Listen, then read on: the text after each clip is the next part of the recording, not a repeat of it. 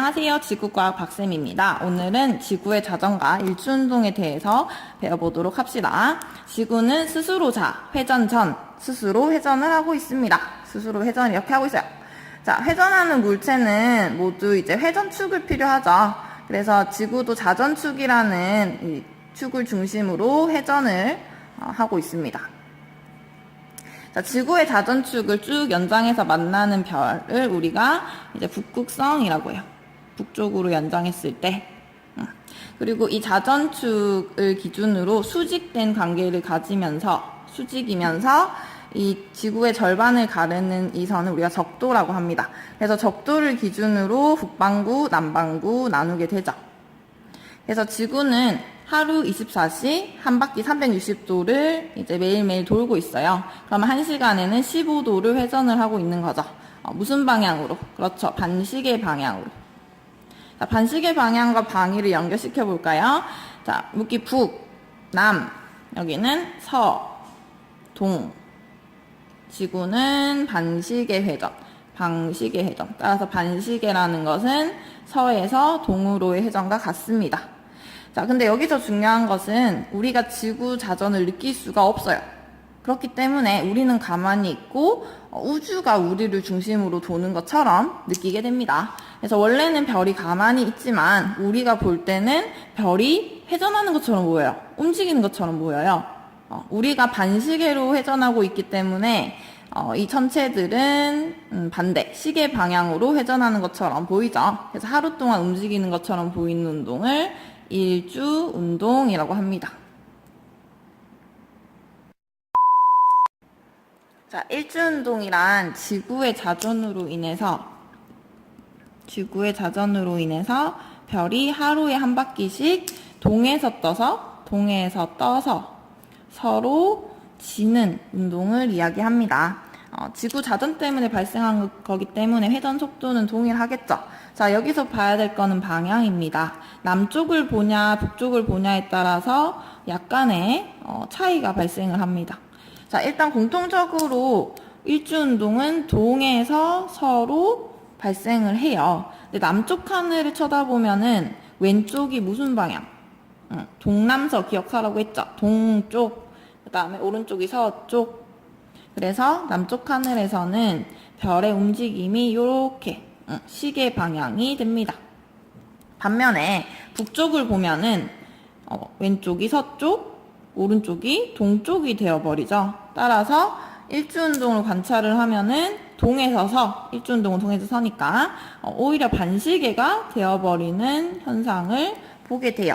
그래서 시계, 반시계. 이것은 관측자의 시선 방향 때문인데 일단 요건 중요하니까 별표를 쳐줍시다. 자, 좀 더 심화시켜 봅시다. 구 안에 지구를 그려볼게요. 동그라미. 자전축과 적도도 표시해 볼게요. 자전축, 적도는 자전축의 수직되게 절반 동강. 그쵸? 자, 그리고 관측자도 그려볼게요. 적도 위에 있는 관측자, 중위도 위에 있는 관측자, 극 위에 있는 관측자. 그래서 적도 위에 있는 관측자를 A, 중위도 위에 있는 관측자를 B, 극에 있는 관측자를 C라고 하겠습니다. 자, 지구는 축을 기준으로 반시계 회전이죠. 근데 실제는 우주가 이제 도는 것처럼 보인다라고 했습니다.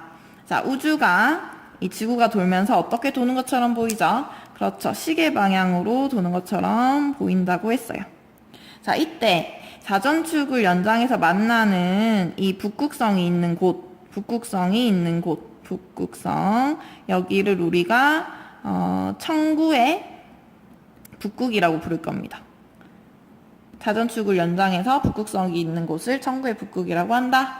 그리고 지구의 적도를 연장해서 이 청구랑 만나는 곳을 우리가 청구의 적도라고 하겠습니다. 참고로 청구라는 것은 지구에서 보이는 밤하늘을 연장한 구입니다. 그래서 요 지금 있는 구를 우리가 청구라고 할 수 있죠. 자, 그래서 이 청구상에 박혀있는 이 별들이 어떻게 움직이는지 그려보면은 이 청구가 시계 방향으로 뱅글뱅글뱅글 돌고 있으니까 이 별들도 똑같이 이 자전축에 수직되면서 자전축의 수직이라는 말은 청구의 적도에 나란하다는 뜻이죠. 왜냐하면 청구의 적도가 자전축의 수직이기 때문에 똑같이 시계 방향으로 갈 것이다. 만약에 어떤 별이 청구의 적도에 있다면 청구의 적도에 나란하게 움직이면서 시계 방향으로 움직여 갈 것이다 라는 것을 예측할 수가 있습니다. 이렇게 우리가 별이 움직이는 경로를 그려봤어요. 이렇게 별이 움직이는 경로를 일주권이라고 합니다.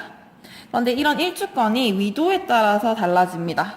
이유는 관측자가 서 있는 위치가 다르기 때문인데요. 자, 만약에 적도 A에 있는 사람이 보는 일주권을 한번 느껴봅시다. 자, 관측자가 서 있을 때 땅 밑으로는 보이지 않는다, 그쵸? 그래서 땅 밑을 이렇게 가리고 이 관측자가 보이는 곳만 이렇게 봤더니 일주권이 이렇게 지평선의 수직으로 이렇게 생기는 것을 볼 수 있죠. 이게 적도의 관측자가 보는 일주권입니다. 다음 중위도 관측자가 보는 일주권은 이 지평선에 대해서 비스듬하게 일주권이 있죠. 그다음 마지막으로 극지방에 있는 관측자가 보는 일주권은 지평선과 일주권이 나란한 것을 볼 수가 있어요. 오, 위도마다 일주권, 별이 움직이는 경로가 달라 보이네. 근데 사실은 똑같죠? 근데 관측자가 다른 위치에 있기 때문입니다. 그래서 표를 채워보면은 이렇게 채워줄 수가 있어요. 그리고 별의 종류가 있는데요. 별의 종류. 자, 별은 지평선 밑으로 질 수도 있고 위에 있을 수도 있기 때문에 크게 세 가지 종류가 있습니다. 그래서 적도 같은 경우에는 이제 뜨고 지는 출몰성밖에 없고요. 그다음 중위도는 지평선 밑으로 지지 않는 주국성, 떴다 지는 출몰성, 지평선 위로 올라오지 않는 전몰성 모두 있고, 그다음 극지방에는 이제 지지 않는 주국성, 뜨지 않는 전몰성 이렇게 두 가지 별이 존재합니다. 자, 우리 중위도의 일주운동 모습입니다. 아름답죠? 그래서 정말 그런지 여기다가 한번 표시를 해볼게요. 지금 북동남서가 이렇게 된다고 쌤이 해놨는데 정말 그런지. 자, 여기다가 우리 방위를 한번 표시해 보겠습니다. 자, 청구의 북극. 관측자가 이제 청구의 북극. 여기에 뭐가 있다 그랬지? 북극성이 있다 그랬죠? 북극성이 있는 곳을 청구의 북극이라고 하는데, 여기 있는 방향을 우리가 무슨 방향이라 그랬어요? 여기를 우리가 북쪽이라고 했죠? 그럼 반대쪽은 남. 그 다음에 요 청구의 적도를 쌤이 빨간 색깔로 표시해 놨는데, 이 청구의 적도랑 지평선이 만난 이 두 점을 우리가 정동, 정서라고 얘기를 해요. 근데 지금 여기가 북이고 여기가 남이기 때문에 안쪽이 서고요. 바깥쪽이 동이 되는 것을 알 수가 있습니다. 자, 그러면은 한번 봅시다. 자, 동쪽 하늘. 우리는 모든 사방을 한꺼번에 볼 수가 없어요. 그래서 동쪽 하늘을 본다고 생각했을 때 일주운동에서 별의 움직임이 지평선 위로 뜨고 있죠. 그쵸? 그 다음에 서쪽을 보면은 별이 지평선 아래로 지고 있는 것을 볼 수 있습니다. 그래서 이제 이런 거를 실제로 관측을 하면은 북쪽은 이런 모양이고요. 동쪽은 뜨고 있어요. 뜨고 있어요. 그 다음에 남쪽은 지나가고요. 서쪽은 지는 모양이다 라는 겁니다. 자, 확인 문제. 3시간 동안 별자리 위치는 어떻게 변할까요? 동에서 서로 3시간이니까 15 곱하기 3, 45도 움직인다 라고 정리할 수 있겠죠? 이상입니다.